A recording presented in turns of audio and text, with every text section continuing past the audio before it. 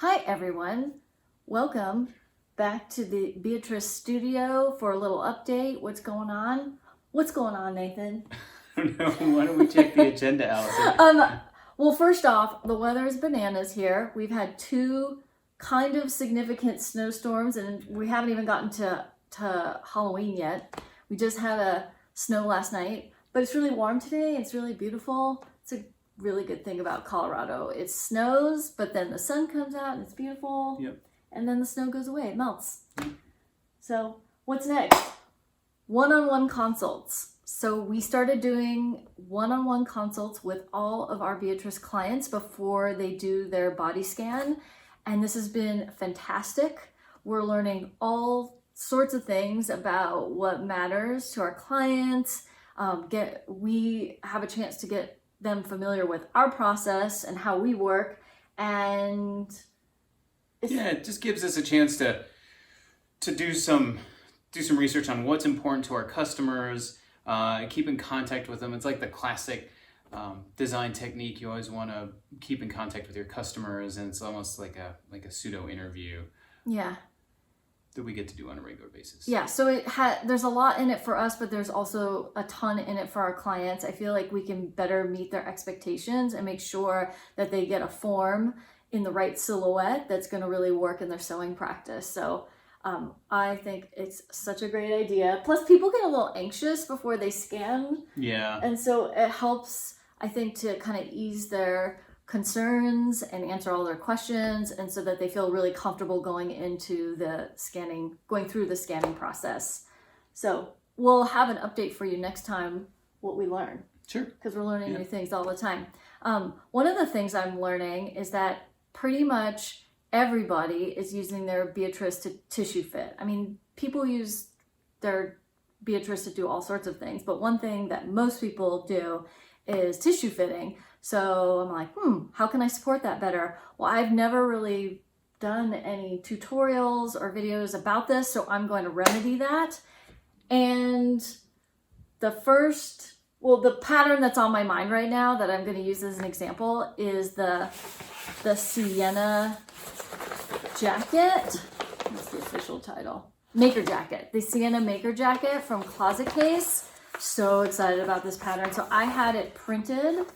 I'm not a huge fan for these larger projects. This project has lots of pieces. I think it's 50 something odd pages in the PDF, and I really didn't want to cut them all out and paste them or tape them together. So I had pdfplotting.com. They are in Richmond, Virginia, I think. I think so. I had them print it for me. And I've actually done this locally at our local print shop, but they were kind of rude to me and a pain in the rear. I would advocate for people to try to print locally, but if you don't have a good source, definitely can recommend pdfplotting.com. They sent it, it took like a couple of days, 3 days to get here. And they know about sewists and sewing patterns, so they have a really good interface to order your prints. It's very easy to use, so highly recommended. So back to the Sienna Maker jacket. So excited about this pattern because it's based on vintage workwear from Paris. And we have a little farm here, so we're always in workwear. This is standard attire for us. We've got our Carhartt overalls, Carhartt jacket. Everything is brown, so it can get dirty, and it's you don't have to keep things clean. Right. It's you don't have to comfortable. baby it. You don't have to baby it. It totally performs. So like when I saw this, I'm like, ooh, something tailored that has inspiration from workwear. I'm like, this is like a no-brainer for me. So this is unusual for me, but I am gonna sew up this pattern in a fabric color that Heather used for the sample.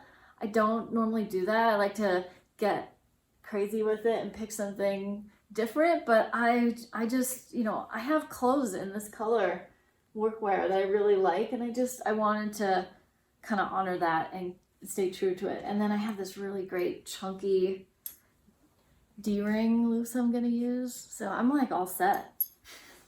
So anyway, Yeah, now you got your pattern. I got my pattern. I'm going to trace that off, and then I'm going to do some videos for you showing you how I tissue fit using my Beatrice. So that should be really fun. Cool. What's next?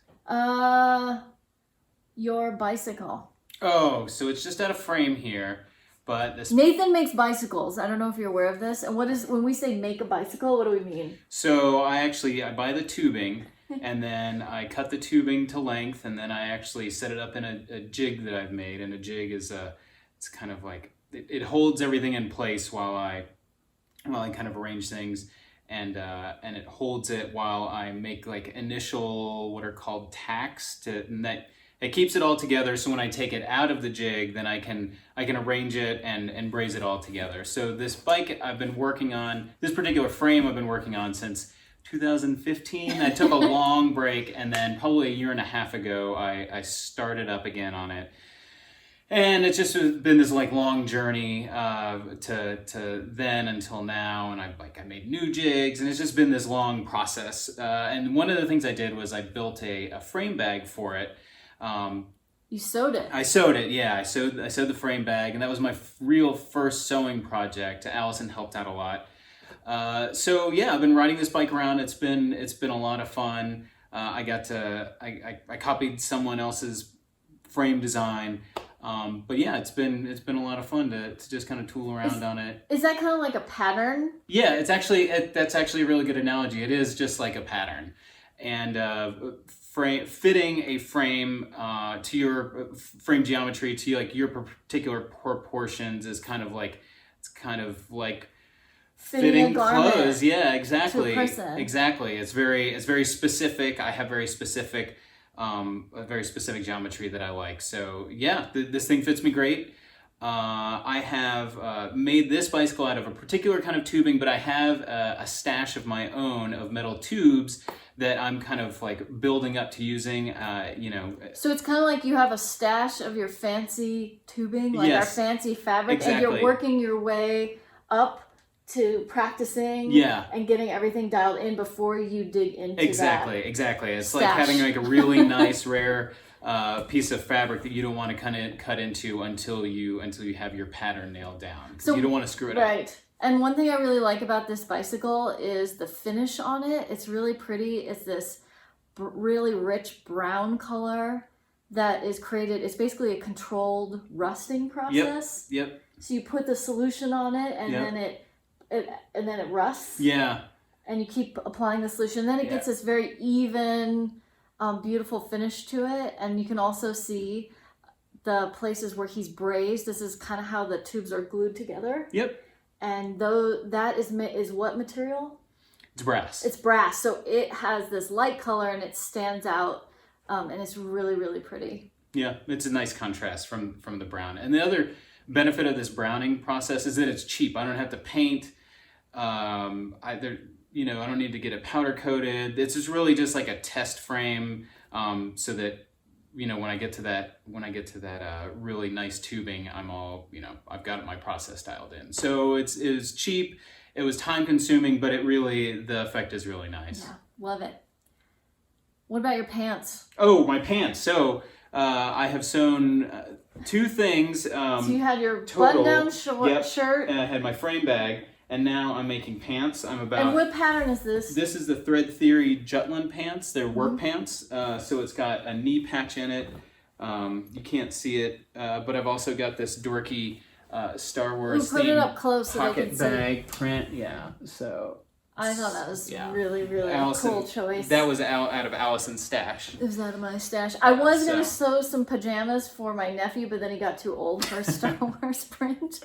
So luckily, Yeah. I guess was I'm not too perfect- old for Star it Wars was perfect print. for Great. Nathan. Yeah. He's 10. I've just turned 40. So yeah, I guess never too old for Star Wars. So I guess that's it. I guess that's it. Yeah. Let us know if you have any questions in the comments, and we'll put some links also in the comments section about, or in the description, all the things that we just mentioned. Yep. If you're interested in those patterns. Yeah. So until next time, Cool. Bye, everybody. take care.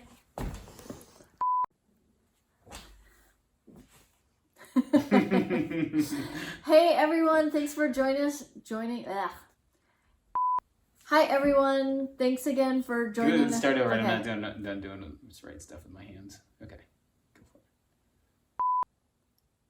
Hey everyone, thanks for joining us again here in the Beatrice studio for a little update. What's going on?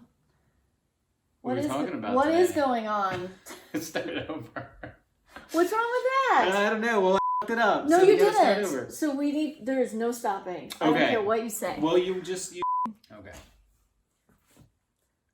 Hi everyone, thanks for joining us again here in the Beatrice studio. We're gonna talk a little bit about how. See now.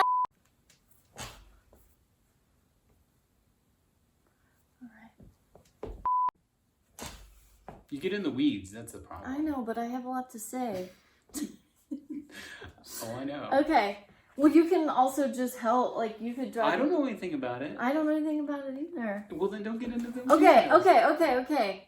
Well, it's inspired by vintage. Wait, are you gonna splice this together? No. I'm just getting my wording right.